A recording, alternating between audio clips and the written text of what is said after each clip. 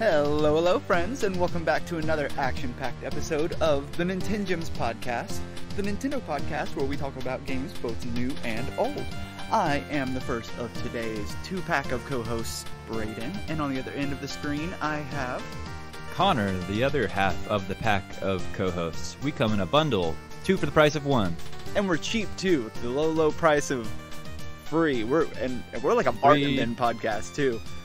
Unless you're on Spotify Premium, I guess.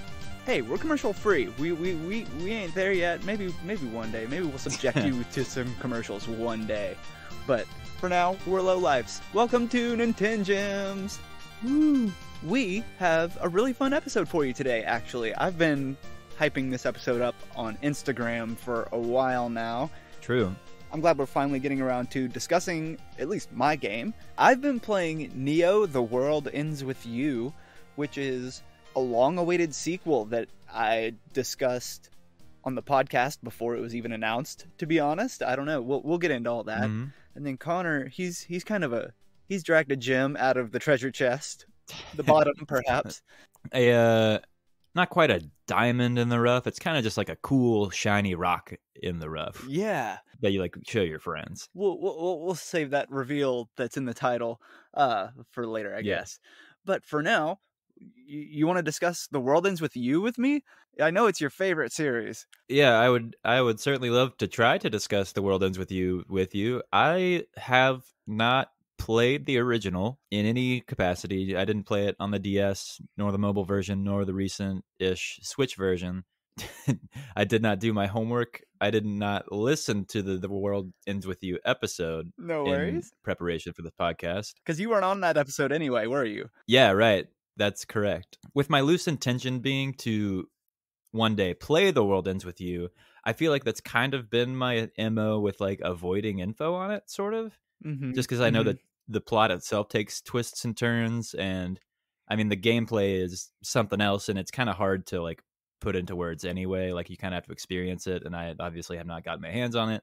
Yep. But all that being said, with my loose understanding of the series as it is now, at this point, yes, I'm curious to learn more and how it's evolved and developed in a pseudo-ish sequel. Sequel? Would you call it a sequel? Straight sequel? I'll get into yes. So I'll gotten into. There you go. Yeah, it is. Fair and square. Actually, a sequel, 100%. You can't say otherwise, and I don't think that's a spoiler. That said, I do plan on avoiding most major spoilers, but some of the key characters, just they roll out of the classic The World Ends With You spoiler book. Like you said, the whole game is just full of twists and turns. The first one was, and this one follows suit. So I'm just going to touch lightly on certain aspects, and maybe I'll give you a little bit of a warning. If you don't want to know anything about the first game or this game, maybe skip this whole segment, go to the gem part of the episode, but that's a great way to start this discussion, because yes, it is a direct sequel, and I wasn't sure what to expect and whether that was going to be the case. As you mentioned, we did an episode on the first game, and it's one of my favorite games of all time. When they re-released it on the Switch, calling it Final Remix, they added this bonus chapter that didn't exist in the original version, and I think it was on a mobile port or something like that, but I'd never played it before, and it was based in this alternate reality, so it wasn't totally intertwined with the original game, but it was the same characters, introducing some new characters, some new, twists and turns, but it was all alternate reality, and I didn't pay it any mind. Additional context for the plot, maybe? Additional, world building? Yes, exactly. And I kind of just wrote it off as, DLC, essentially, not to be taken too seriously, not canon for any... I did not consider it canon to the game that I had originally played, if that makes sense. They introduced some strong, heavy themes and characters that they didn't flesh out, and you could tell they wanted to. Those were the only clues I had in expecting a sequel, and when they finally announced Neo: The World Ends With You as a sequel, not only releasing for Switch, but also for PS4 and PC, I thought it was a Nintendo Switch exclusive because that's what it was announced on, right? Like a Nintendo Direct. I do believe you're correct, but no, it was also released for PlayStation 4 and yes, confirmed Windows gaming. I'm sure it was Steam or something like that. Interesting. And all that said, it's also a Square Enix game. Do you know if any of the original team, like whatever director or whatever development studio worked on the original The World Ends with You, was on this one at all? I mean, it's been like over a decade since the original came out, so that might be kind of like it might be a little far fetched that it would have like similar if or identical development teams, but surely like some of the original creators' vision is in this one, right? Oh, Any 100%. idea? And like the whole script was written by one guy, and he had a massive vision for just this whole world, and he was brought back to write Neo the World Ends with You as well to continue Okay. his vision.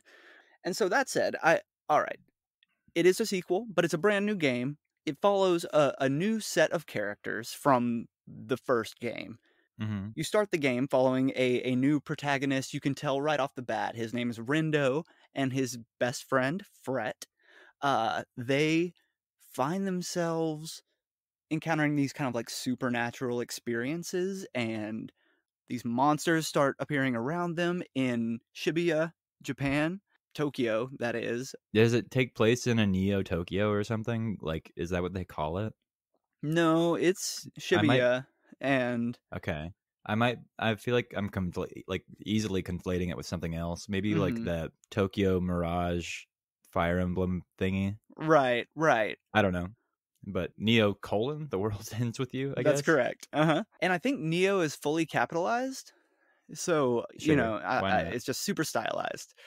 So, Rindo and Fret, they're in Shibuya, which is the same location as the first game, and weird things start happening around them. Monsters appear, they start getting attacked by them, and they realize they are in a game. Surprise, if you've played the first game, which I assume you have, going into this, obvious sequel of a game, you are playing some life and death game that is essentially part of the afterlife. It slowly unfolds itself. I described it as a Lost like situation in the original Mm. episode. Mm-hmm. And by that I mean Lost the TV show, if you've ever seen it.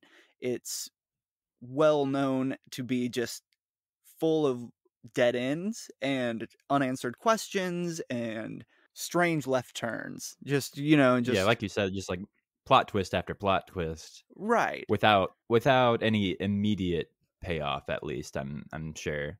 That's right. Left turns that only pay off at like the very end, like a grand reveal, as it were. That's right. A larger mystery. And so this game is just full of these mysteries that these characters are obviously not privy to, and they fight their way to the top, and they're trying to win back their life, that they can come back to life. And yeah, so that's the premise of the game. All that said, it sounds very similar to the first one. Mm. Is that premise up to this point? Is that a similar or identical premise to the first one?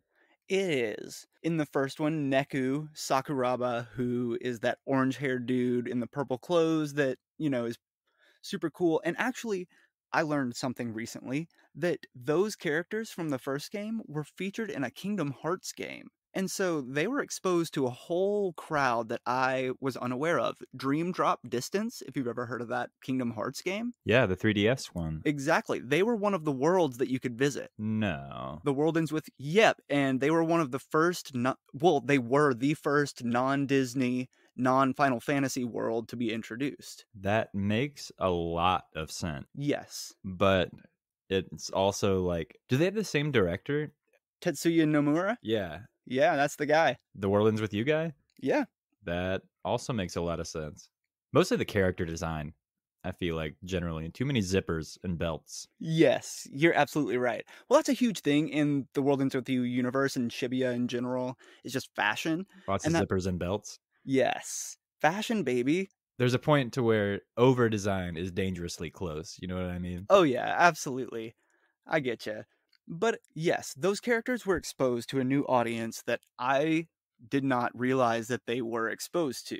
you know? Whether Mm. they'd played the original game or not, people knew these characters. And so when Neo: The World Ends With You slowly started to reveal that this was 3 years after the original game, things started to get a little weird because they started introducing characters from the first game. And at first I was like, I don't know, this doesn't feel right. Like people may not know who they are. Why do you say that? Do you like because people would have played the first game before? Are you is this assuming that people have played the first game first? Who do you think this game is for? Is this a sequel? Is it for people that obviously played The World Ends With You and like kind of obviously so because the original is now also on Switch and other platforms? Mhm. Or is this like a soft reboot revival? Oh Like man, who are you, what audience are you speaking for in this way? Like that's about like the world showing up in Kingdom Hearts and like the characters showing up from the first game. Like I mean, I don't know. I mean, it to me I'm it seems like it's a sequel. And that's pretty I don't know. I mean, you know better than I. no, you said it in there because that's the problem. It's it's too down the middle. These Mm, characters that are from the original game are introduced in this game as if we've never met them before, and they're super watered down and don't do anything other than to it feels like fan be like service more or less. yeah, Like that's what I was about to say. they Like are they integrate them into the storyline like quite heavily, but it still doesn't it's like why are you here? It could have been a different story or something. hmm, Like the whole gang. It's all right. Spoiler alert, I guess. But like Neku's in there, Shiki's in there, Beat's in there, sure. Rhymes in there, Joshua's in there. And these are characters that like maybe I mean with my understanding possibly presumably died in the first game or something. No, not necessarily. We don't know what happens to them at the end of the first game, really. Presumably they come back to life, but it turns out they've been like doing weird superhero like things in the last 3 years. They've been trying to like save other cities from This game. the same fate that, they saved the Shibuya from in the first game, like, and then they come back and it's just it feels very ham-fisted, very contrived, and it's unfortunate because I love the world that they've established. There's Mhm. a lot of like weird kind of biblical symbolism and like just lots of philosophical questions at play, just about the afterlife and This is already reminding me of the Xenoblade Chronicles X discussion. That's where I remember you mentioning Lost most recently, the TV show. Is like when we were talking about the story, the plot for Xenoblade Chronicles X, and it was like, what's the afterlife? What is life? wow, Have we, interesting. you know, Yeah, yeah, yeah, yeah. what do That's you do with life? Is it generally similar themes? no, it's much more angst driven and like Sure, right. I'm lonely and is it worth coming back to life or not? Like it's very modern and Mm. hip and like trendy and based in modern life. Like some of the characters are wearing masks and stuff. Like, you know what I mean? It's not like Oh, they really? don't say COVID, but they're like, like it's not a thing in the game, but like, it masks. Mm. They incorporated them. But it's like Nomura's, like, version of punk and hip and cool though, right? Like, it's like Yes. a weird pseudo like, kinda twisted pseudo fashion Over the style. Like, top as well, kind of it's punk intentionally. in that, like, it's like, there's, like, traditional, like, skulls and, like, edgy stuff, but also punk in that it just kinda, like, is breaking the rules of fashion and what's cool Right. to carve its own thing. You're right, and the soundtrack kind of follows suit. The soundtrack is phenomenal, by the way. The same goes for Mm, the original game. They kind of just remixed a lot of the tracks and introduced a few new ones and stuff, but just they follow like these hyper they're kind of like these extreme representations of genres. Like, there's rap and like hip hop incorporated with like heavy metal kind of like screamo type stuff, and it's all just to represent mm. just the trendiness of Shibuya and like the edginess of pop culture and stuff like that, which it does represent really well. The soundtrack is just really good. But you're right, that's kind of the whole vibe of the game is poppy and Pop punk. yeah, that's that's a good one. So cool. Plot, music, style, fashion. How the hell does it play? What are we doing here? So it kind of divides itself into two categories, I'd say. And the first category I didn't realize until I played this sequel, and I guess I'll start there. It's a freaking visual novel, dude. I didn't realize it playing the game originally. Mm, I guess because I'd never played a visual novel before. When I was 13 and playing The World Ends With You for the first time, I just assumed like I was reading a lot and that was part of the game or something. I'd never heard of a visual novel. And and it was the action sequences that got me through, between these long dialogue sequences. And now playing the sequel, I realize well, like, okay, this game probably qualifies as a visual novel. I mean, okay.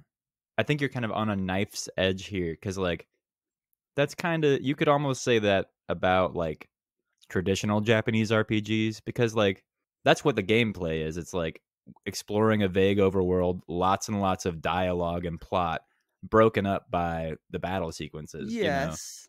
Like that's kind of classic JRPG in a nutshell, sort of.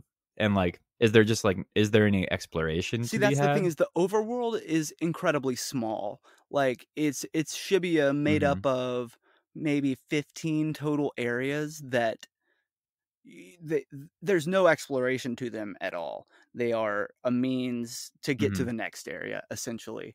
And they're cool. There are shops in Sure. them, and different enemies appear in different areas and stuff. But like, once you get halfway through the game, the whole map opens up, and you can go anywhere you need to at any point. And it's just not that big. And so exploration, the Mm-hmm. overworld is not necessarily part of the key experience, I would say.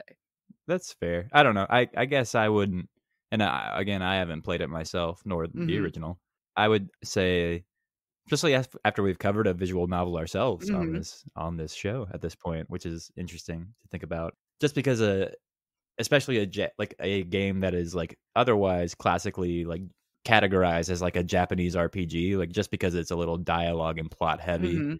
I don't think it falls into like a visual novel genre, even though it might have some elements because it's still based around like the RPG. Like even I don't know. I think it's habitual for the genre to be broken up into here's the plot, here's breaking up the plot for a RPG battles in a pocket dimension that's like pretty separate, but they're pretty divisible, Sure. as it were.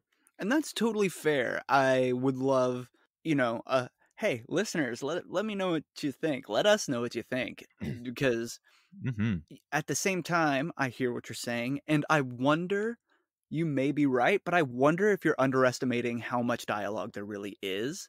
Sure, and that's possible. And like the way they present them is in these like speech bubbles, and so it's not like a dialogue box at the bottom. It's very stylish and flashy and like cool. You know what I mean? It's presented in an interesting way. It reads kind of like a moving comic book at times. Mm, But and they do a great job. There is so much dialogue, they keep it interesting. And the story is obviously great, so you want to keep reading. But there's a lot of reading. I checked my Switch before we started recording, and I have 65 hours logged in this game, and I always shave off like a solid 15. When I have such a high number like that, like I assume I've left it on for some number of hours, and I'm a humble guy, so like right. I'll shave off 15. I don't know, but Mm, 50 hours. I wonder how much of that yeah. was spent reading versus fighting. And that does lead me into the other Huh. portion of the game, which are the battles, the Yes, the fighting, the gameplay. gameplay, and Please, let's go. it's leveled up. It's fascinating how they I would hope so. reinterpreted this incredibly unique and fascinating system that was on the DS originally, like that incorporated both like the touch screen and the D-pad and everything. Like it was an amazing system. Right. Give like a brief recap of the evolution of the combat because it was very unique for the DS. The big drawing point was how unique the combat was and that it could kind of only work functionally on the DS, like with the two screens Exactly. and the buttons and the touchpad. But they kind of it seemed like they successfully adapted it for the Nintendo Switch and for mobile, like into a way that was different but still made sense. Not quite the same Yeah, experience, but like still adequate enough and still enough to like serve the sure. gameplay. And then we have this new one that is in full 3D juxtaposed to like the 2D plane, the 2D sprites from the originals. Describe brief, I mean, just because we've already covered it, describe briefly the original combat and how it's kind of like changed with each release and iteration, I Yeah, guess. absolutely. Mostly just for me, but also for the Sure, audience. yeah. So the DS, like I said, was something just fascinating and very unique. It was also a theme of the game that you had a partner. You were Neku and you had different partners throughout the game, but you were a duo. So you controlled Neku on the bottom screen and his partner on the top screen. The stylus you used on the bottom screen to control Neku, and you would either tap or swipe to unleash different attacks. You know, there were different commands you had to perform with the stylus. And then you used the directional pad to control the character on the top screen, who was kind of a little less involved. It was more of like a mini game than it was true combat, but you could build combos. You were absolutely dealing damage on the top screen, and each partner that Neku had throughout the game had like a different kind of attack pattern on the top screen that you had to learn and master. And it's real time, right? It's real 100%. time Oh yeah, combat. there's no turn-based involved. Dare I say, do I remember correctly? Is it like kind of rhythm gamey? Like, is there a musical element to it? Or am I making that up? No, they definitely kind of advertised it that way, and there is a rhythm in that, like, you build combos between bouncing kind of the energy puck between the 2 screens at perfect intervals, you know what I mean, between the Hmm. 2 characters. Yeah, maybe it's just like the visual representation of it looked like reminiscent of like Elite Beat Agents. Is that, do you know what I mean if I say that? I absolutely do, and I swear you're not wrong that they also Okay. marketed it that way. The soundtrack really was just Okay. super Sure. hard hitting as well. Yes. Distinct. And so I think that was just the whole style they went for, at least marketing wise. Right. And so that makes sense to me on the DS, and it changed somewhat to adapt for a Switch port and for like single screen platforms. That's right. The Switch worked well, at least in portable. You could still touch the screen and kind of swipe Neku around, but it was still on this 2D plane, and you used the directional Mm. pad to kind of the partner play was much worse, but it still felt like the game, and it was fine. It was passable. Did it stuff it onto one screen, or did you have to like switch between the two or something? No, it stuffed it onto one screen, but it didn't feel like you had a partner really as much. They just didn't feel as important. I guess they would kind of have to neuter it a little bit to Exactly. compromise. Right. That's how the first one played across its various iterations, and yes, here we are at a brand new sequel that is not just a port or kind of a remake. A brand Neo sequel. Ooh. And they go full 3D, man. Sure, I would hope so. They go full 3D pocket dimension, as you say. But it's interesting. As I said, they featured a duo in the first game. The rules have changed for the game that's within the game. Mm, They have expanded it to a limitless team in this iteration of the mhm, Reaper's game that's taking place within The World Ends With You that our heroes are playing out right now. The rules have changed. Your team can be as big as you can make it, essentially, which they incorporate into the battle system. Each of the characters that you mhm, acquire for your team, up to 6 characters by the end of the game, you can assign to a button on your Joy-Con. There's X and Y, there's right trigger, right button, left button, and each character can equip a pin. And when I say that, that's PIN. My wife always makes fun of me for saying pen and pen together, but it's pin. And that Yeah. was a mechanic in the original, yes? Pins or decals or something? Yeah, no, you're absolutely correct. They were pins in the first game as well.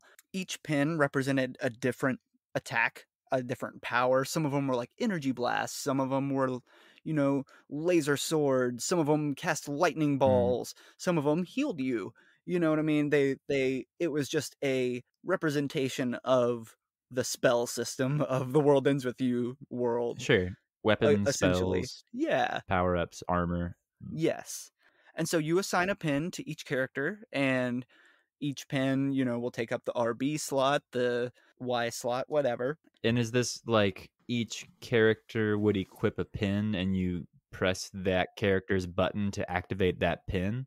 So like as the story progresses, you get 1 to 2 to 4 to 6 characters and you just like unlock the ability to use that many pins progressively as the game goes on? Precisely, yes. Cool. And so that sounds good. It sounds fun, Oh boy. but weirdly enough, comes out to a really just watered down. It's definitely fun, but it doesn't live up to the battle system that the first game created.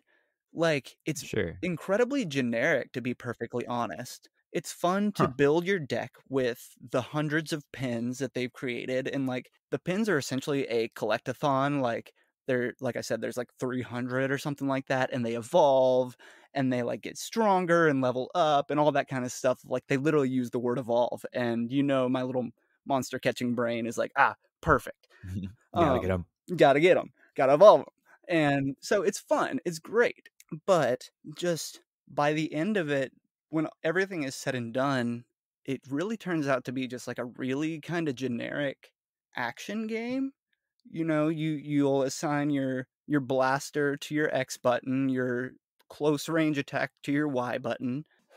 Does it feel kind of like a normal, like, I don't know, I guess action game is applicable because it's in full 3D, I guess is where whatever my question is Mhm, or was going. I'm trying to think of something comparable. Everything I've played so like recently is just like too hardcore, I feel like. But mhm. does it feel like, I don't know, Hyrule Warriors, like something a little button mashy or something? Yeah, it definitely does. It's almost That's a great one, kind of just like a Hyrule Warriors, like, very much a hack and Dynasty s Warriors? yeah, yeah, exactly, kind of the Dynasty Warriors model-ish, but, like, the enemies take more damage than that, and so at that rate, it kinda feels like a God of War, kinda almost, just Mm, the hmm. way each button has a different attack, you know what I mean?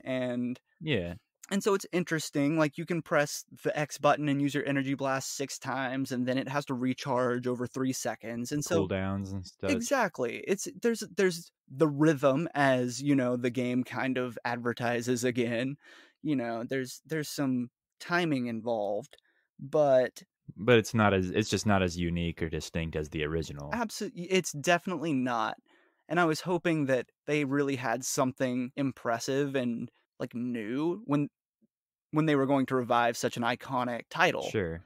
Does it feel like this was their attempt at bringing it organically to 3D, or do you think like it feels a little phoned in inherently? Or what other ways of translating this battle system into 3D like would you imagine? Right. Well, yes. So I mean I did wish for more, and maybe they could have incorporated some of the 2D art that, like, makes up the cutscenes and stuff, the dialogue. You incorporate that into the battle system or something. It's all absolutely 3D. Is it not as stylish? It's definitely not stylish. It feels like Dragon Ball Z kinda, you know what I mean? That's I think Okay. that's kind of a great just kinda like, descriptor for how it ends up feeling, which, it can be fun and Sure. exciting and explosions, and, like, when you get a good rhythm with your pins, like, it feels real good to just, like, destroy these enemies on the hardest difficulty, which doesn't get super Mm. hard, I but mean, well, so you played it on the yes, I played it on the hardest difficulty the whole way through. The actual game was not much of a challenge, but the bosses had, like, such an inflated difficulty ceiling that, like, you mm, obviously had to revisit at a later time, like, in a new game plus sort of fashion. huh. I remember you way back in the day getting stuck on a particular spot in the DS version. Does it feel kind of like that? Yes, You're just, exactly, like, not and leveled enough or something? well, and at this point in my life, like, having played the first game multiple times now, that is basically an artificial, like, skill ceiling, like, I'm still convinced there's, like, a boss that you can't beat in this game at, like, the normal level if you don't grind absurdly, without going down Mhm. to normal difficulty. So you Right. can get up to hard through most of the game, and later on, you do unlock the ultimate difficulty, but, like, I had been playing the whole game on hard, breezing through it, and then there's just this boss who is a brick wall. I toned it down to normal, and, I got through him, but I Mhm. don't know, that doesn't feel right. Sure. Yeah, that's interesting. I And mean, maybe I'm just lame. So I don't know. The difficulty wasn't there. It didn't bring anything new to the table that I hadn't played in, yes, like you said, Hyrule mhm. Warriors in the last year. And Well, it kinda explains why I don't know, I sorta had to drag talking about the gameplay out of you a little bit and why ye you started so hard with the plot and everything else. well, at the end of the day, it does not feel like an earned sequel. Like they didn't. Mm. Is the story worth telling? No, absolutely not. Oh, Like damn. no. That's pretty major. It's pretty unfortunate, like, the direction that they actually took the story, in my opinion, like, Wow. This is not the um conclusion that I was expecting. yeah, see, I am a little bittersweet on the whole game. It's fun to revisit the Reaper's game and the 7-day game that they put you through to come back to life, and then, like, inherently, they extend the game to another week, and then another week, and so, like, each day is its Mm. own chapter, and so it's fun to relive that system. I actually wish they had separated it a little bit more from the original game, I think. They could have told a better story without Mm. trying to shoehorn in some of the characters and, I guess even story elements from the first game. They could have just kinda started over. Even I mean, would you say even, like, the game mechanics? Like, if it separated itself more and, like, build itself less as, like, a sequel or even, like, a spin-off and more as, like, its own thing with just a similar style, do you think you would appreciate what it did more? I actually probably would, yeah. If Neo were, like, its own original entry, it would feel more fresh in a way Absolutely, actually, because now or that more we're distinct, have its own identity? we're getting you're getting a little closer to what I did enjoy because I loved the characters that they created for this game. Rindo, Fret, Shoka, the new characters in this game and their relationships were actually the best part of this game. They should have just stuck with them, told their story, and they did. Their stories ended pretty amazingly, but bringing back Neku and Shiki and Beat, just it wasn't necessary and their story had been told and it definitely felt like I couldn't decide if they were doing another alternate universe thing or if they were just retconning a lot from, like, the first game. It sounds like it needed to either choose to be a direct sequel or a soft reboot of, like, the franchise, of the story, of the property, and Mhm. it got stuck in the middle. Yeah. It just feels like a watered down experience. It was not entirely what I was hoping for. That said, my Switch does say I spent 65 hours with it, and like I That's said, it did fair. feel good to return to Shibuya in The World Ends With You, and like I said, just the Reaper's game and the philosophical implications that it introduced me to in Sure. the first game and that it Like, does it's one of your expand favorite on. games. Yes, the first one will forever be one of my favorite games. It's like playing it as a labor of love, Yes. like, for what you wanted it to be, for the original, you know? Absolutely. And there's a lot of post-game content too. Just like the first game, which I didn't realize until like years after, because like you said, I got stuck on this weird boss, blah blah blah. I was young. But yeah, there's a lot of post-game content that it's more reading to be done, but you find like secret documents that expand upon the Reaper's world and the game and all that fun stuff. And then of course, if you unlock everything, there's a super secret Square Enix dragon boss at the end. Mm. All that kind of fun stuff. Yeah, I don't know. It's not a game that I would recommend to people, and that's not what I. It's not a game that I would put you through, to be perfectly honest. I would, You love me that much? I do. I'd, like, ask you to play the first game perhaps, and then if you liked that, I would be like, "You know what? Give it a shot." Like, see if you can get into the second one. Sure. But that's the thing, like, these shallow reintroductions of these original characters may be just the experience that a new The World Ends With You player needs to get into the world, if that makes sense. Mm. Like, Neku being the hero from 3 years ago that saved the city. Like, you know what I mean? Maybe that's exactly what you need to, like, Like, for a new player yeah, to for a be new player. introduced to the world? Yeah, you don't need all the context. You can just kinda get the shallow outline that Neo, the Cliff's world ends Notes? with. Yeah, I don't know, whatever. I'm done talking about it. Um, I mean, I don't it sounds like it's in a precarious position. I mean, there are plenty of sequels that are in similar positions. I don't know.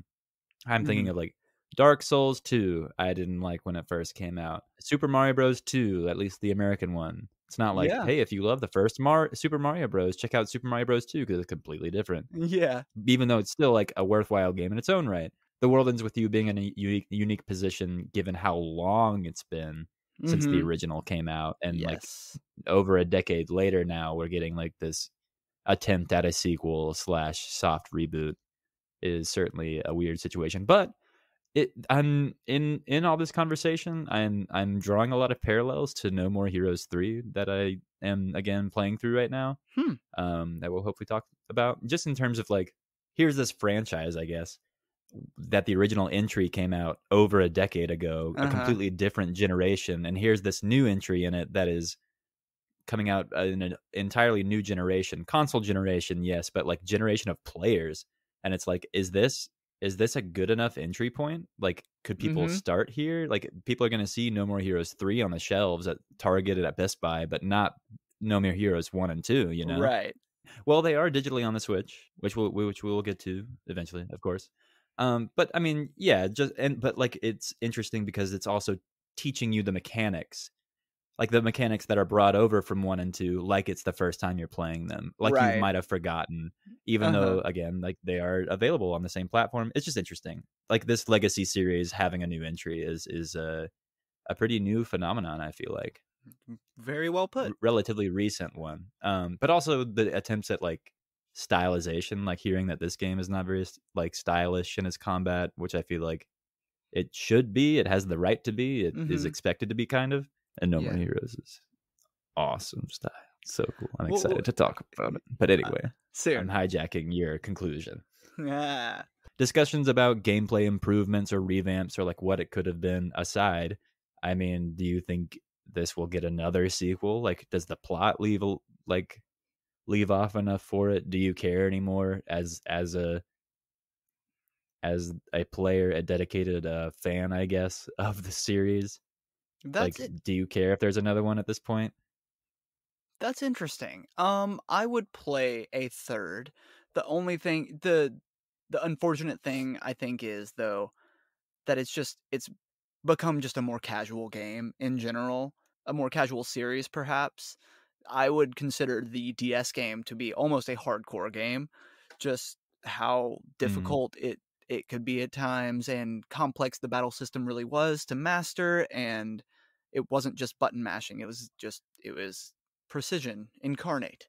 And it kind of started fading away as it evolved onto the phones and then the Switch and Final Remix, and now this newest Neo version is even more kind of casual and just button mashy.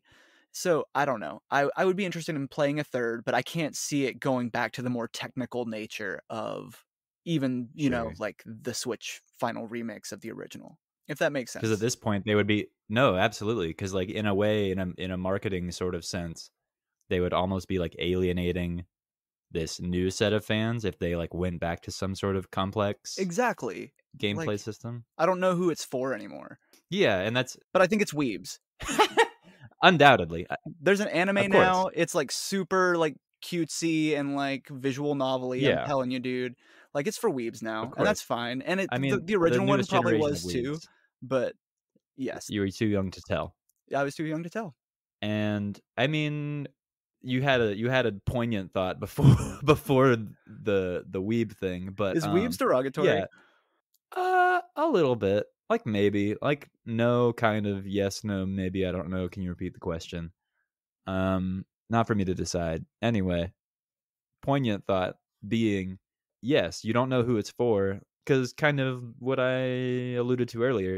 If it's in this weird precarious limbo of like not quite a sequel and not quite a soft reboot, if it's not committing to either, then it's not for either audience. It's not for a new audience Mm-hmm. because it's midway through a story or it's incorporating like story elements from the first one, or like assuming you've played the first one in that regard by like bringing in those characters or events or alluding to them or what have you. But it's also not properly conveying itself as a sequel for the core audiences because it's watering itself down gameplay wise, and because I don't know, like you said, like the story might feel needless or something. Mm-hmm.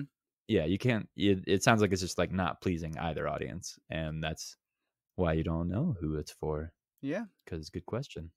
How much was it? This was a $60 game, full release. I mean, to be fair, you got quite a few hours out of it. Yes. Oh, any game I spend like more than 20 hours on, dude, is like that's $60 worth. Like seriously, I don't know. Sure, Like yeah, I feel that. that's my value. Like, you know what I mean? That's not universal. Don't apply that to your own life because I make sure it's a $60 I want to spend. Right, I feel it. I feel you. Anyway, Anyway, I'm tired of talking about anime games. Let's talk about let's talk weird about the N64 opposite. games. You know what I would drop $60 on? You know, it's a $60 idea. What's that? Let's just have a Mario 64 platformer, but let's make it about his glove, huh? Dude. Sort of a minimalist approach. What do you think? Mm-hmm. Is the glove Mario sized? That is a really good question. Tough to say, tough to tell. Seamless transition. Glover was released on the Nintendo 64 in 1998. You remember that? You were like 4. Wow. I I remember mean, the year 1998. I don't remember the grand release of Glover for the Nintendo certainly, 64, when it but rocked the gaming world, the yes, gaming sphere for good, and changed the gaming landscape that's right. for generations to come. But I do Um, remember owning said Glover game for the N64 at yeah, some point. for certain. And we did, and then it was one of those games that like disappeared from our collection for some time somehow, but then I remember repurchasing it. The one we have is repurchased. I'm pretty sure. It's oh wow, that's I mean, not that it doesn't matter too much, but I'm pretty sure, yeah, it's not the original it one that we matters to had like me. That's sad, but but oh. that's okay. Life will go on. Well, it sounds like the stakes are pretty high for you. But yes, the ripe young year of 1998. It also came out on the PC. Mm-hmm. Like the thing about this game that I kind of want to open up with is I feel like this game lives in the public consciousness in a weird way. Like it's like Mario is like number 1, and then like a tier below Mm-hmm. that is like Banjo-Kazooie. Yeah. um I guess maybe if you want to like go universal, you could put like Crash Bandicoot and Spyro Uh-huh. on there.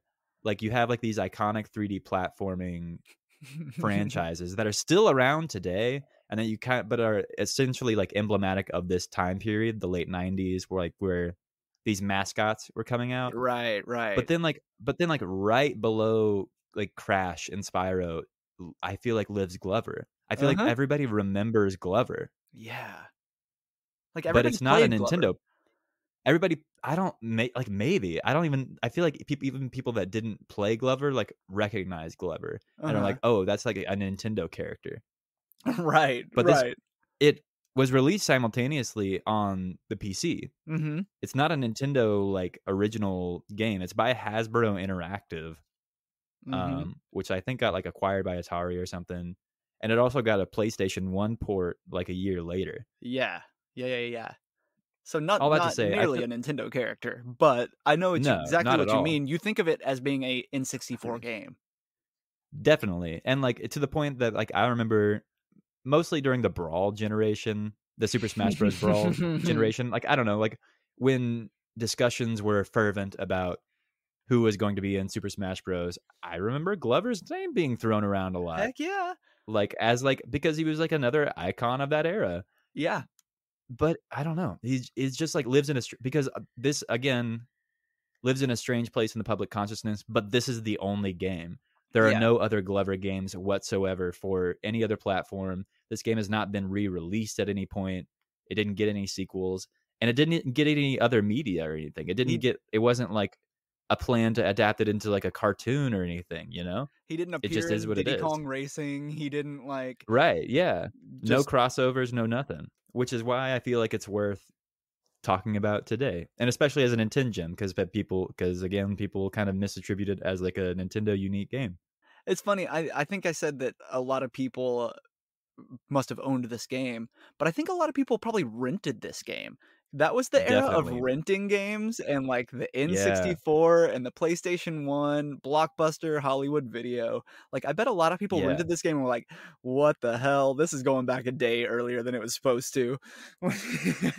Back when we were back in the Mystical Ninja starring Goemon episode, I remember that's something that we alluded to is, like, Goemon is a character that, like, our generation remembers seeing on boxes at Blockbuster. It was a game that they never like, that's a tier below Glover in that regard, as Right. far as, like, that tier list I made goes, is, like, that's the game that people saw at Blockbuster but never bothered to rent. They just like, Uh-huh. "Oh, that's that character." Right. Glover, I feel like people did rent. Glover is a character that people feel like you could show people, they would be like, "Oh, that's Glover," because Mhm. he's a glove. The game cover, I feel like, is kind of iconic and recognizable. Yeah. But you're absolutely correct. This was a different time, a time where you could just try games, and I Mhm. feel like yeah, people know Glover. All that to say, for like almost no rational reason, people remember Glover in spite of circumstance more than so many other 3D platformer mascots, more than Chameleon Twist, more than Buck Bumble, Mhm. more than Goemon. I don't know. That's all I mean. Is it's more ubiquitous than it really ought to be, Yeah. and that I would argue that also uh slips into like discussions about the quality of the gameplay, which we'll get into. Mhm. It's a unique game. It's a it's a 3D platformer, as we've said. It's like a mascot-led 3D platformer. I guess in this case, I would say that I've played it more recently than you, but, like, what are some distinct memories you have with this game? Glover to me is, yes, a 3D platforming game where the main protagonist is, I believe his name is Glover. He is the white glove. So true. And he has a ball that he rolls slash carries slash rides around the world and uses as kind of his weapon or his it's kind of the main gimmick of the game of sorts. And Mhm. so you're going across these different worlds using your ball and your glove powers to question mark return I don't know. I remember this like big bad witch castle or something like that, like a sorcerer. Uh, You're trying to like, I guess, return the world to normal? you're fairly on point. I'm still stuck on glove powers. You use your glove powers to solve the world's problems. I'm still He's a trying to living imagine what. glove. He's got some kind of Sure. powers. He is fairly magical, yes, being a Mhm. sentient glove. You're just about on the money. It's got this weird opening cinematic. There's this castle. It's like this cartoony fantasy land. There's a castle in the middle of it. There's a wizard that's making a potion, like a witch's brew, and it explodes in his face, and he turns into a stone statue, and both of his gloves fly off. Oh, Um, wow. one landing in the witch's brew, and one kind of landing outside of the castle on the ground. The wizard becoming a stone statue, but both of the gloves being sentient for like no real reason other than like it's a wizard and I guess they're magical. Yeah. The glove that lands outside of the castle is Glover. He is the hero, the protagonist, the player character. The Mhm. glove that lands in the witch's brew cauldron is turns evil and becomes Cross Stitch, this like evil looking glove Gray character. green with like a stitched Yeah, mouth. and, like, red glowing eyes, like, kinda Yeah. creepy in essence, but, like, in on N64 graphics, just, like, looks like a gray, green, like, pile of rocks. Weird, cartoony, funny laugh, but, like, horrifying in context soon enough. But yeah, they're and something very important to note too. I feel like is that these are gloves. They're sentient gloves. You are playing as a glove. You are playing as a glove that is like walking on the fingers. That's Like right. he has two legs and two arms.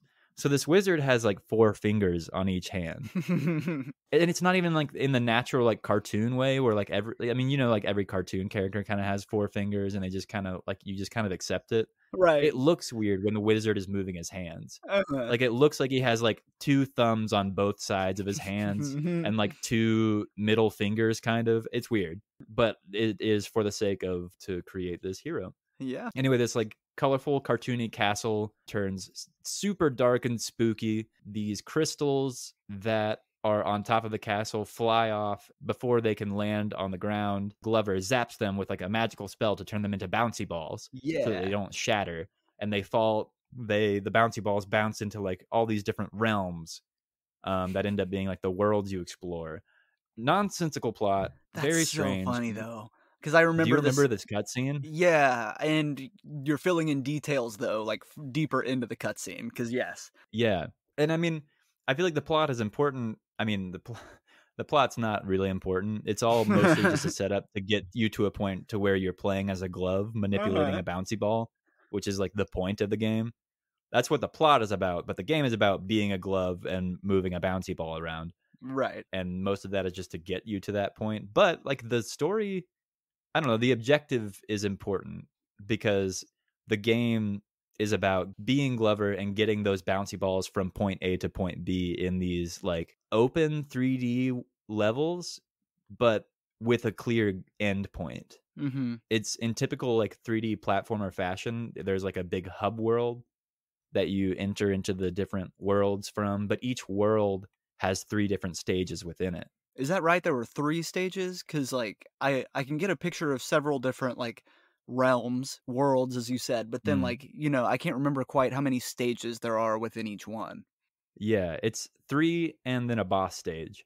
Mhm. And I feel like the reason that is because like the first world you go to is like the Atlantis one. Right. Like I feel like each of the stages in that world kind of blend together thematically. All the stages are like pretty open. They're very open 3D environments to like run around and jump around in, but there is a goal point that you are trying to get the ball to. Right. There's a finishing point to the stage. Mhm. Um With an obstacle course in between you and the endpoint, right.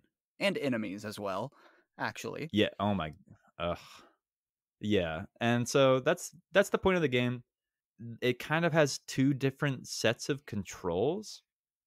You play as Glover, and like I said, he's like running around on two legs and two legs and two arms. Like he controls like a regular like 3D platforming game hero.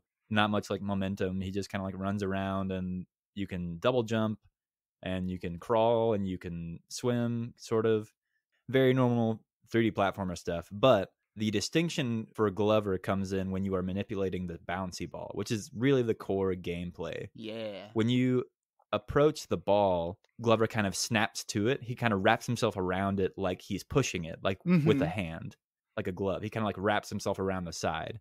And at that point, you're kind of controlling the ball Yeah. itself and manipulating the ball is really where I feel like the game's defining trait. Like it's the distinction. It I mean, is the besides being gimmick. about it, yeah. It's the main gameplay mechanic. I feel like it turns this 3D platformer into like a physics platformer, kind Yeah, of yeah, like yeah, yeah. Marble Blast or Marble Madness, sort of, but like more meticulous.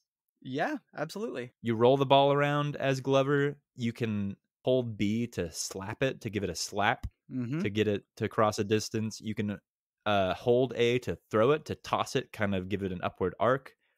To get it to kind of jump with it, you have to tap A to kind of dribble it. Mhm. You have to bounce it. It's interesting. It's all very, very interesting, very unique, very laudable. You can also transform the bouncy ball into different forms. You can transform it into a bowling ball that like sinks in water. Normally the bouncy ball floats on water Mhm. and Glover kind of rides on top of it, but the bowling ball sinks in water. There's a metal ball that can be like magnetized. You can turn it into the original crystal, which breaks in like one hit, but you get double points. Ooh, I didn't know that. Yeah, there is a point to the crystal. Did Uh-huh. did you think it was just like fragile? Yeah, yes, I've Yeah. never understood the point of using it. On the way to the goal point that you're bringing the ball to in each level, there's the like standard like coin, ring, Mhm. fruit, what have you, the collectible of the game. It's called Garib.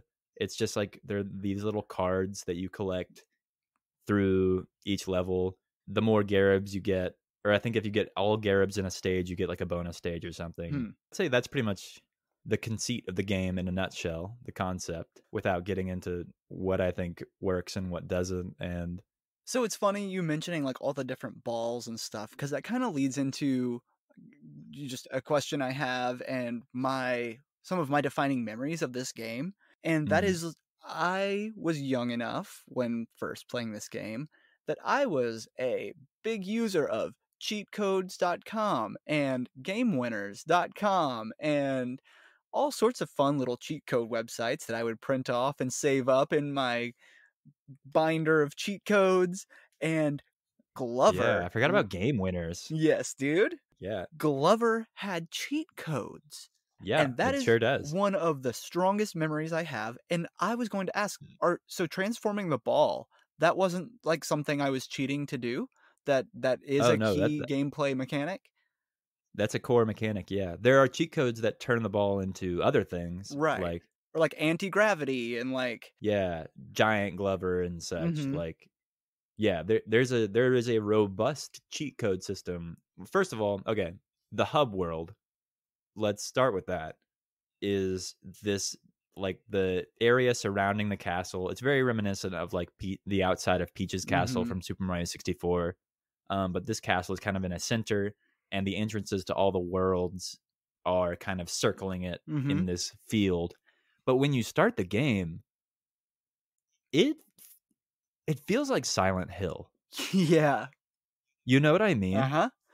Like the Like crows are it's calling in the background. Like, is there yes, even music? no, kind of. There's like humming. Uh-huh. There's like this weird low hum. I mean, it's musical. It's like synth pads, Mhm. but it's like no, there. It's barely something you could call like distinct music. There are crows cawing, and that laugh that you were doing, the cross stitches laugh, like happens every like minute or so, Mhm. and everything is dark. It's like the sky is like red. The N64 has like problems with rendering objects at a long distance, like 3D objects. Like it has a problem rendering large environments.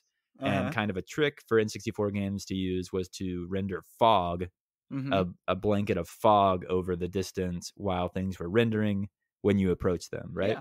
And so this field was covered in a thick red fog Mhm. along with the red sky. Like it is desolate, it is barren. The sound design, the atmosphere is like impeccable. It's truly incredible, but it just is a terrible, horrible, foreboding start to a plucky, Yeah. happy-go-lucky cartoon platformer. Horrifying. It does not represent what's coming very well. Not at all. Not nor do I think like the first like that Atlantis world I feel like is misleading for the rest of it too. Yeah. But anyway, all that to say, you can enter a cave into the center castle where you can access the wizard statue, and you at the end of each world you acquire the crystal that you take back to the main hub world, the castle, and you bring it to the wizard statue, and that's how you like mark your progress. Mhm. You're collecting all these crystals. As you return more crystals, the hub world kind of clears up, the sky clears up, it becomes blue, the grass is Yeah. green. The music starts to pick up after a little bit. The further you progress, the more you change in the hub world you see, Mhm. so that is nice. And like the world around the gates to these different levels like start to become more vibrant too. Yeah, exactly. But at the beginning and in all throughout, the only real reprieve I would say that there is in the hub world is this weird chicken bird. Do Uh-huh. you know what I'm talking about? Yes. This and all this is essential context for like how weird the game is, but also to provide context to magnify all the way onto why the cheat code system is like robust and interesting.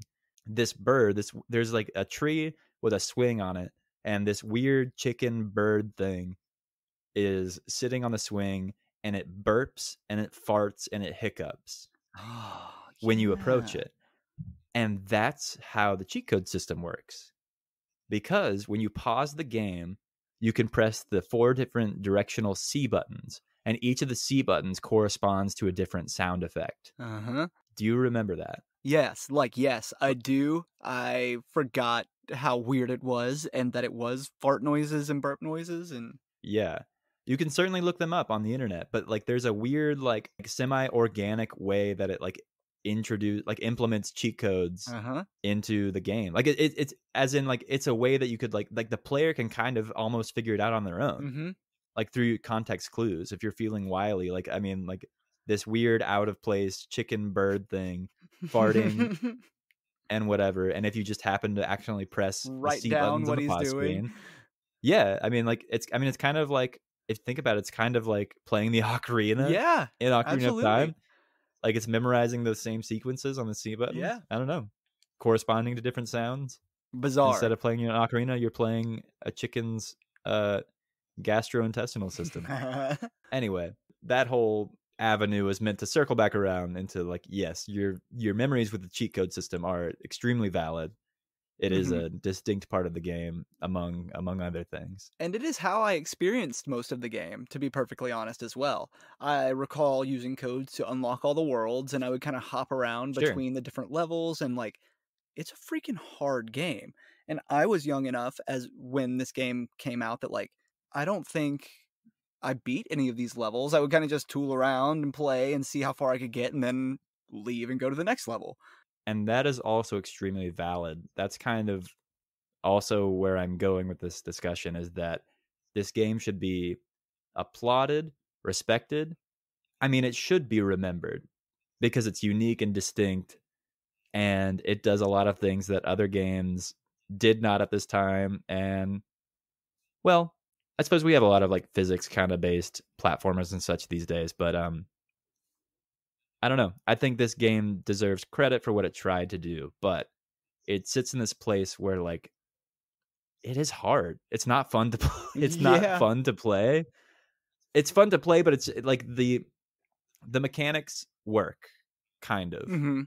The throwing is what I think of as being just difficult to manage. It is. It's just the ball. You're not controlling the ball. The ball, I mean, the game is basically a whole escort mission. Uh-huh. The game is rife with normal obstacles for normal 3D platformers. It's got enemies, it's got bottomless pits. There's a live system. If you run out of lives, then you get kicked out of the level and you have to start it over. Mhm. It's got all the typical, like, 3D platformer trappings, but instead of just, like, normally dodging all these obstacles, jumping over bottomless pits, you're escorting this fragile bouncy ball. I mean, it's a bouncy ball. It bounces off of walls. It, Mhm. like, rolls around. If you place it on a ramp, it will roll down it, and you'll lose control of it. Even if you're, like, rolling it, like, manually rolling it, like you're controlling it, you still have to fight the momentum of Mhm. ramps and gravity, and, like, there's a space level that has 0 gravity at the end. The mechanics themselves are robust and they make sense, but the levels do not feel like they are designed to be fun. Right. I don't know. Encourage more play. Like, Right. Exactly. That's to also illustrate, the ball takes damage. The ball oh, can only take so wow. many hits from I enemies. forgot about that too. Yes, if the ball falls, like, Glover himself has 3 hearts, and the ball itself can also only take so many hits. And the ball is essentially your live system as well. Mhm. If the ball falls down a bottomless pit, that's a life. If Glover falls down a bottomless pit, that's a life. If you both fall down, that's a life, you know? If the Mhm. ball takes too many hits from these enemies that are persistent and are, like, homing in on the ball to damage it, then, I mean, after a couple hits, that's a life. Yep. If that's just kind of how it is. The whole game ends up feeling like, again, it's fun in concept. You're right. Like, as a kid, it's fun to play around in these, like, big open worlds, bounce a ball around. Like, it's just a fun physics system in its own Right. right. But as far as, like, meticulously 3D platforming, manipulating this object Mhm. in a 3D space to a goal point with so many obstacles in your way, it is very, very tedious and meticulous Yeah. a lot of the time. Well, and it's funny talking about the fun and then me mentioning how I just used to world hop and pick the fun Mm. parts. I Right, recall yeah. very clearly a circus level, and Uh-huh. one or two of those levels within the circus world, I guess, kind of had like fairground games for you to Yeah, play. like Like carnival games. carnival games, yes, like shoot the ball through a basket, like hit the hammer, Yeah. hit the weight and like make the thing go to the top. And I spent so much time there. Like actually just playing these dumb little kind of like mini games because like you said the physics were awesome. Like it was a Yeah, lot of they're fun to they're just perfectly functional. yeah, and fun to just mess around with and play around in Mhm. the goofiest of all the levels that I could find, the least punishing, the most quote unquote fun, I guess. Right. And to be fair, I mean, like, that those carnival levels are good because you actually do have to complete some of those little carnival games Right. to beat that level, Yeah, yeah. to, like, unlock a key or whatever, to open the door to the goal. Uh-huh. Yeah, and those are, like, fun uses of the ball mechanic of Glover being a glove. Mhm. I think that's also something, like, generally just across the scope of the game is, like, there's just not much innovation with using Glover as a character, I guess. Sure, Like yeah. him being a hand besides manipulating the ball and like a few like in the final boss, Glover pilots a giant mech and he like grabs like the handle for it, like the like joystick for the mech. Uh-huh. And that's kind of like how he controls it. But like beyond like across the span of the game, like there's not much like Glover is a hand and he's you doing hand things, Right. and like and not much innovation with like the ball itself either. It's just like obstacle courses. Mhm, It's mhm. just getting this annoying physics object from point A to point B and avoiding all the death traps on the way. Was there a female glove at any point?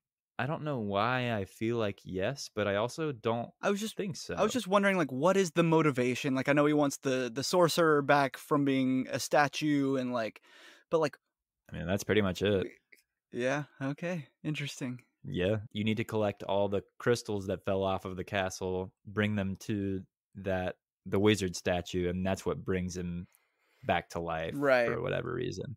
And then the ending is yeah, like Cross Stitch is defeated and he just like becomes a good glove again, and they're both just like fitted back onto the wizard's hands, and that's it.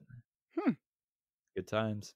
But yes, one thing that you mentioned quickly, and to kind of bring things full circle again, is yes, you do remember the good parts, the fun parts. And I That's think that's funny. part of why we like it's still so prevalent Uh-huh. today. Like people still remember Glover Yeah. is because it's so unique and there are parts of it that are so fun and memorable. Mhm. It stays in your brain, but you only remember that, especially like when it's such a distant memory. Right, right. But so few people have like actually bothered to play it these days to like give it an actual shot Yeah. that if Glover ever did get a modern like remaster re-release, which I again because it like is in the public conscious, I feel like it couldn't be far off from being. Sure. I feel like it would not be received super well. Yeah. I don't think it is like has aged as like a great game in its own right. It is a As a landmark of sorts, but, like, not definitely. something that would necessarily be enjoyed if it was resurrected. I mean, and it's certainly again, it's distinct. Like it stands apart from Mario 64 and Banjo Kazooie for obvious reasons. Mhm. Mhm. Like it plays differently and it has a distinct identity. Yeah. But as far as quality, as far as yeah, I don't know. As far as quality goes, I guess if you want to refer to it as quality, because I think it's generally a well made. The music slaps. The soundtrack is awesome. Does it? I don't recall. You remember the main theme that. Okay. Mhm. Yeah, you're right, that one's good. Yeah, yeah, it's got some kick ass music, and the presentation is generally cool. The Mhm. worlds are super colorful and bright, Yeah. aside from the horrifying Silent Overworld. Hill hub world. Yeah, but even that's effective. That's memorable. Uh-huh. That's it. That is scary on purpose, if a little gratuitously so. Sure. Yeah, it's this is controversial, but I feel about Glover the same way I feel about Super Mario Sunshine, in that Wow. it has like stylistic. merit, Mm-hmm. artistic merit. It deserves to exist. Mm. It has fun mechanics. It is a memorable, distinct, unique game and deserves its place in the canon. Mm-hmm. But, it's just like when you try to play through it, it's just not a ton of fun to Yeah, slog through. that's fair. It's one of those kind of like negative ends of the nostalgia meter. Like, Yeah, it feels good to talk about it and think about it, but maybe playing it isn't quite as good as you remembered. certainly. And it's hard to gauge too because I feel like it's not fair to say that it didn't age well or something. Uh-huh. I feel like the flaws in its design were inherent from the beginning Based and on haven't. its Yeah, premise. like nothing.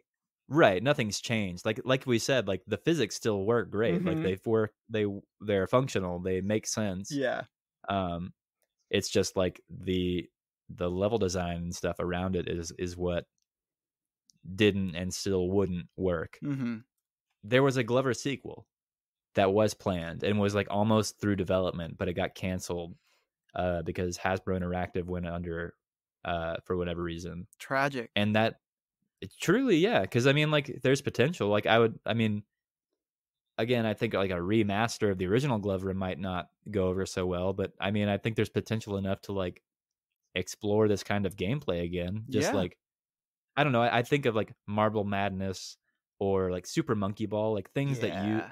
and even Billy Hatcher. Mm-hmm. Billy Hatcher, obviously, I mean, similar in concept, but using a lot fewer problems with physics in the way Right. in that game. Fewer physics mechanics. Yeah, certainly. I don't know, just other ball rolling games, the ball rolling genre, Yeah. Katamari Damacy, Mm-hmm. games that have done similar things. I don't know. I think Glover could be perfected someday if Mm-hmm. someone were to ever take a true crack at it. To me, I envision it as like, ukulele was like some kind of weird Banjo-Kazooie spiritual Hmm. successor. There's gonna be like a Like Fister, some indie you know what I developer. mean? They're gonna call it like something weird and like That's what I was thinking, but like Glover tangential. Is such a unique, identifiable thing. Like you can't get But a disembodied hand pushing a ball around. Like but I who don't think you owns could it? get a. I'm not sure who owns the rights, but I don't know. It's. Well, here's But hoping. anyway, I guess so. Yeah, I mean, Glover for Smash. All is all I'm saying. Amen. Been saying it for years. We only got one character left. It's got to be the G-Man. That's right. Yeah. I mean, anything else you want to say about Glover? Does it belong in the NintenGem's Hall of Fame? Have I convinced you or dissuaded you or had you forced you to think about it more than you thought you should or would or could? Well, you brought All of the above? kind of all of the above, to be perfectly honest. You brought a great, like, mature approach to it that I had, you know what I mean? A I'd say, sobering approach. yeah, I'd say I probably touched Glover 10 years ago before I graduated high school or something like that. And like, so I mean, it's still a distant memory, and I don't know, you make me want to play it for 10 minutes. That's the thing. It's like it's worth playing, it's worth looking at, it's worth Yeah, examining, but like experiencing. once you get to like the second world, you're kind of tired of it. Yeah, and that's fine. I think that's okay. It deserves better. Hit it on the eShop, and for $5, and that'll be great. By the time this episode Yeah. airs or whatever. Yeah. Yeah, we'll see. The future of Glover, I hope, is bright. Me too. Well, all right, guys.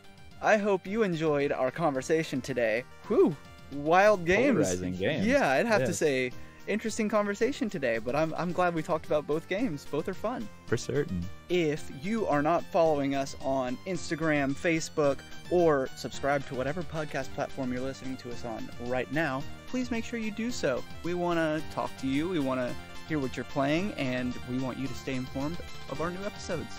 You are probably hearing some outro music fade in at this point. That was composed by me. If you would like to hear my other musical ventures, you can go to weave.bandcamp.com. That's WEAV, or search Weave on your favorite music streaming platform. All right, guys. One last time, we appreciate you hanging out with us. My name is Braydon. And I am Connor. And this has been NintenGems. We will see you next time. Love you.